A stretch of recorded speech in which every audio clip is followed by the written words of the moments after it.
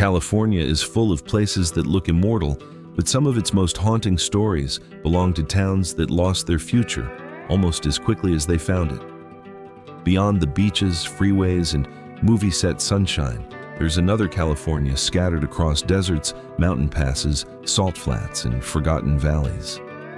These are places where people once chased silver, gold, utopia, or escape, only to leave behind splintered walls, silent streets, and ruins slowly being swallowed by dust.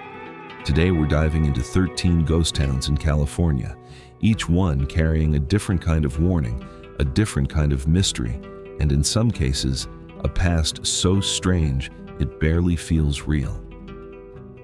And by the time we reach the final town on this list, we'll arrive at a place tied to one of the most disturbing environmental collapses in the American West. We begin with number 13 in the Antelope Valley, Llano del Rio. This is a place that wasn't built on greed or gambling, but on an idea. Around 70 miles north of Los Angeles, in an unforgiving stretch of desert, the remains of this settlement still sit under the open sky, as if the land itself never quite accepted what people tried to create there. In 1914, Job Harriman, a socialist politician and lawyer, founded Llano del Rio as a cooperative colony meant to prove that a different kind of society could work. Property, labor, and profit were supposed to be shared. It was an experiment in equality planted right in the middle of a hard and thirsty landscape. For a short time, the dream looked possible. More than 1,000 people joined the colony. They built homes, workshops, agricultural facilities, a print shop, and even a newspaper. Families lived there. Children went to school. Workers farmed the land and tried to build a system that would free them from the economic inequalities of the outside world. But the desert has a way of exposing weaknesses quickly. Water shortages became impossible to ignore. Legal fights over water rights created pressure the colony couldn't handle. At the same time, leadership disputes and internal tension started to fracture the community from within. By 1918, the entire project had unraveled. Most of the settlers left California and tried again in Louisiana. What remains today are weathered foundations, bits of infrastructure, and the shell of an assembly hall, standing as a reminder that even the boldest social vision can collapse when the land itself refuses to cooperate. Number 12, Panamint City, hidden high in the Panamint Mountains above Death Valley. Even reaching it now is difficult, and that's part of what gives the place its mythic quality. In 1873, several men on the run reportedly discovered a rich silver deposit in Surprise Canyon, and that discovery ignited one of the wildest boomtowns California ever produced. Within months, thousands of people crowded into the canyon. Buildings rose along steep slopes. Businesses, saloons, and makeshift homes were wedged into terrain that barely had room for a road. Panamint City developed a reputation almost immediately. It was rough, violent, and unpredictable. The canyon was crowded with miners, drifters, gamblers, and men looking to make money before disappearing again. So much silver came out of the area that mine operators supposedly cast bullion into enormous cannonball-like forms just to make it harder to steal. For a brief period, the town roared with confidence. Then nature hit back.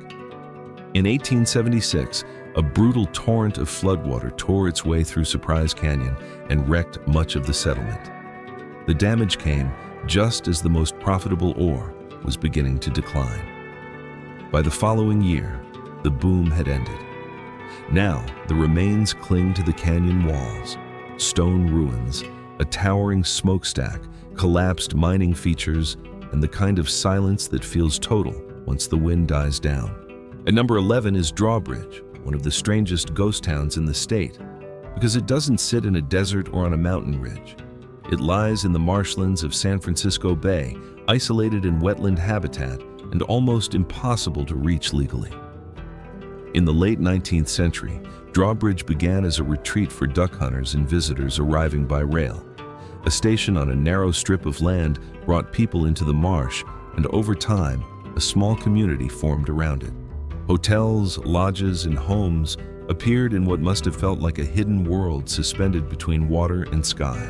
But Drawbridge depended on a fragile environment. As the wetlands were altered for industrial purposes and wildlife patterns changed, the town began to lose the very conditions that had made it attractive. Pollution in the bay worsened the decline. Rail service became less useful. Residents drifted away one by one until the last one finally left in the late 20th century. The eerie part is that Drawbridge never vanished cleanly. It still exists, but in a slow state of decay, with abandoned buildings sinking into marsh mud inside protected refuge land. Train passengers sometimes glimpse it without understanding what they're seeing. A drowned settlement fading in plain sight while the modern world rushes past. Number 10. Cerro Gordo, perched high above Owens Valley in the Inyo Mountains. Few ghost towns have had a legacy as large as this one. In the 1870s, Cerro Gordo became one of California's richest silver and lead producers, and the money flowing out of those mines helped fuel the early growth of Los Angeles. Mule teams hauled ore down dangerous mountain routes toward transport points connected to Owens Lake. At its peak, the town was full of miners, boarding houses, industrial buildings, and the constant movement of wealth being extracted from the mountain. As with so many mining settlements, prosperity proved temporary. By the 1880s, the best silver had largely been exhausted. Later attempts to keep the town alive through other forms of mining never restored its former importance. For years, Cerro Gordo existed in a half-lost state, maintained just enough that its surviving buildings did not disappear completely. What makes it unusual today is that it has entered a new phase.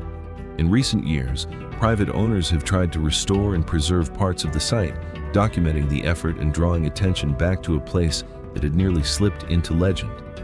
That gives Cerro Gordo a strange atmosphere.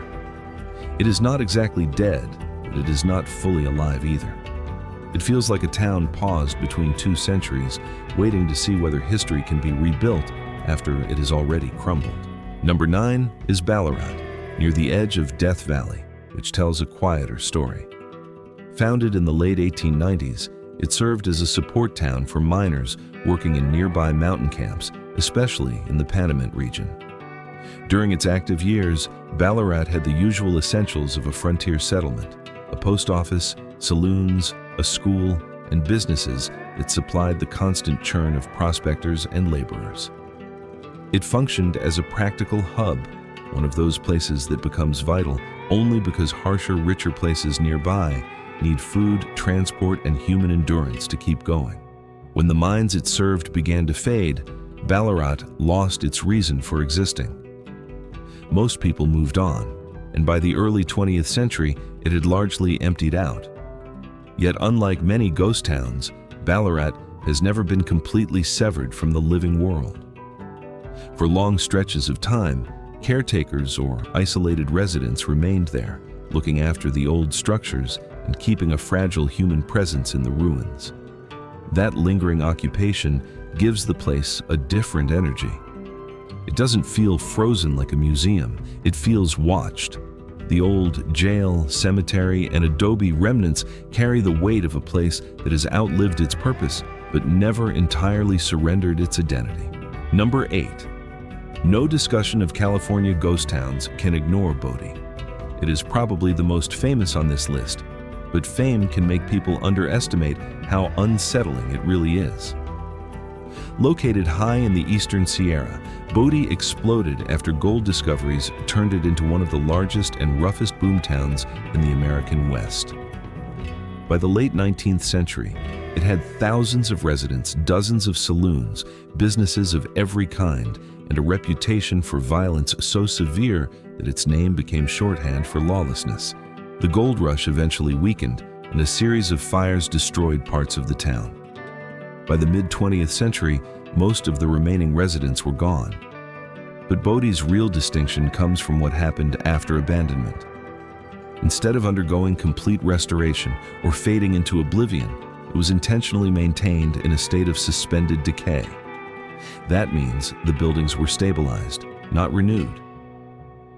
When you walk through Bodie today, you're not seeing a recreation. You're seeing original structures left in place, with their age still visible on every board and window. Interiors remain stocked with furniture, merchandise, and daily objects that make it seem as if time stopped in the middle of ordinary life. Even the legend surrounding the town feeds the unease. For years, stories have circulated that anyone who steals an item from Bodie is followed by terrible luck until it is returned. Whether people believe it or not, enough stolen objects have reportedly been mailed back to keep the legend alive. Number 7. Calico. This one is a more complicated case. Rising from the Mojave Desert in bands of red and ochre hills, it began in the 1880s after a major silver strike turned it into a bustling mining settlement. Hundreds of mines operated in the area, and for a brief period, Calico embodied everything people imagine when they think of a western boomtown: sudden wealth, fast decline, and a landscape scarred by extraction. When silver prices dropped, Calico collapsed quickly. The town emptied and weathered for decades. Later, much of it was rebuilt and transformed into a heritage attraction. That has made Calico both accessible and controversial in the ghost town conversation. Some people dismiss it because of the tourism, but that misses part of the truth. Behind the reconstructed facades and staged attractions, the surrounding hills still contain the genuine remains of the mining district. Old tunnels, scattered machinery, and original foundations are still there. In a way, Calico has two identities layered on top of each other, one built for visitors and another still lingering in the desert just outside the polished version. Number 6. Darwin. This place feels different from almost every place on this list because it never fully crossed into the past. Located off a lonely desert road between the Sierra and Death Valley, Darwin still has a small number of residents, but nearly everything about it feels abandoned. It began in the 1870s as a silver mining settlement and rose quickly, only to lose momentum when the ore thinned out. Over the decades, it passed through cycles of partial revival and decline, sustained at times by other forms of mining. What kept Darwin from vanishing entirely was not prosperity, but reinvention. In the 20th century, it began attracting artists, loners, and people who wanted distance from conventional life. That created a peculiar social atmosphere that still defines the town today. Some structures are occupied, others are collapsing, and outsiders are never entirely sure where one condition ends and the other begins. Darwin can feel less like a historical ruin and more like a settlement suspended outside normal time. That makes it fascinating, but also uneasy. It's not simply empty. It's a place where abandonment and habitation overlap. Number 5. Higher in the Panamint Mountains lies Skidoo, one of Death Valley's most memorable ghost towns. It was founded in 1906 after a gold strike at high elevation brought miners into a place that had one overwhelming problem: almost no water nearby. The solution was extraordinary. A long pipeline was constructed to carry water from a distant source, overcoming the very obstacle that should have made settlement impossible. For a few years, Skidoo flourished with the usual institutions of a working mining town: businesses, a bank, and enough confidence to suggest permanence. But Skidoo became equally known for a grim piece of frontier justice. A murder led to a vigilante hanging that entered local legend not only because of the killing itself, but because stories later claimed the body was displayed more than once so photographers could document it. Whether every detail is true or not, the tale reveals the mood of a place where law could become performance and punishment could turn into spectacle. By 1917, the gold had played out and the town emptied. Today, only traces remain across the slope, but the isolation and the violence attached to its history give Skidoo a presence larger than its ruins. Number 4. Randsburg, Kern County.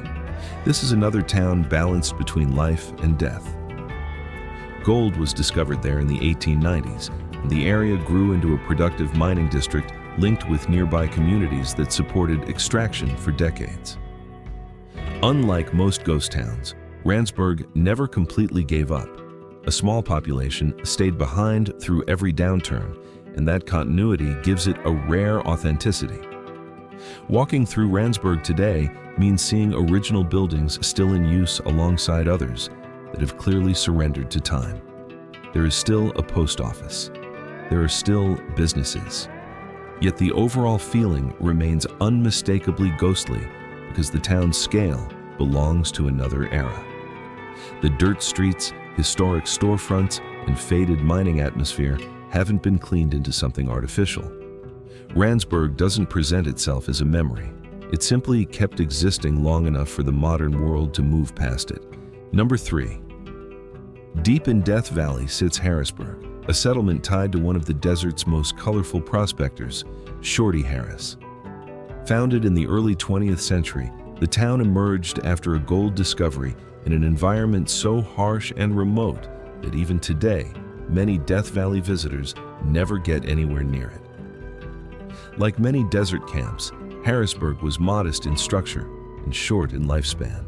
It never became a giant city of the frontier, but it briefly held the usual rush of hope: tents, shacks, tools, labor, and men convinced that fortune had finally chosen them. That confidence didn't last.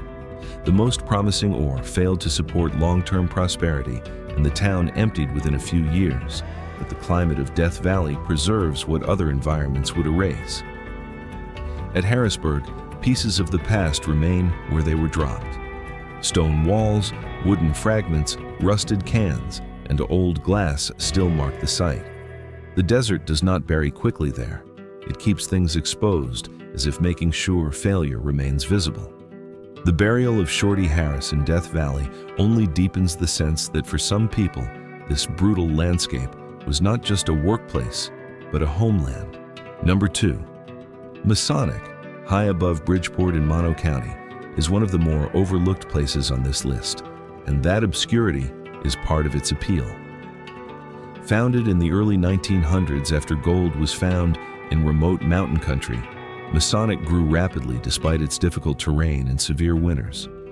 Buildings had to adapt to a steep hillside, and life there demanded endurance as much as ambition. For a while, the mines supported a real community of workers and families living far from easy access or comfort. But the deposits were limited, and disaster arrived early in the form of fire. Once mining weakened for good, the town emptied fast. What survives now is striking precisely because so few people make the trip. Cabins, industrial remnants, and mining debris still occupy the hillside with relatively little interference from tourism. Masonic has the quality many ghost towns lose once they become widely known. It still feels genuinely forgotten. And finally, at number 1, Bombay Beach. This is where the story shifts from classic ghost town history into something more disturbing. Bombay Beach sits on the eastern shore of the Salton Sea, and unlike the other towns here, it did not begin as a mining camp or frontier settlement. It was built around a body of water that should never have existed in the form it took. In the early 20th century, engineering failures and flooding created the Salton Sea, turning a desert basin into California's largest lake. For decades, developers promoted the shoreline as a resort destination.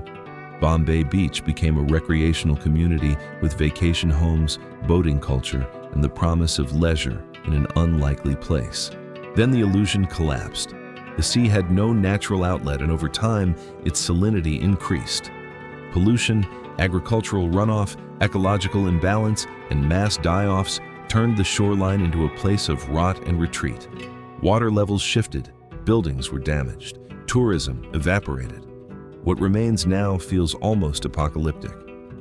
Abandoned trailers and ruined structures sit beside a shoreline littered not with soft sand, but with the remains of dead fish. Yet the environmental story is even darker than the visual one. As the Salton Sea shrinks, exposed lakebed sends contaminated dust into surrounding communities, contributing to serious health concerns. For many locals, the disaster is not just a tragedy. It is evidence of political neglect on a staggering scale. And still, Bombay Beach refuses to become only a monument to collapse. Artists, outsiders, and curious visitors have moved into the visual chaos and turned parts of it into something unexpected. Striking installations have appeared, and colorful artwork now spreads across structures once left to crumble. Creative energy has taken root in a place that looks like the aftermath of a failed civilization. That contradiction is what makes Bombay Beach the most haunting place on this list. It is not dead, not alive, not fully abandoned, and not fully reborn. It feels like a warning dressed up as an art colony. Taken together, these 13 ghost towns reveal a side of California that glossy postcards never show.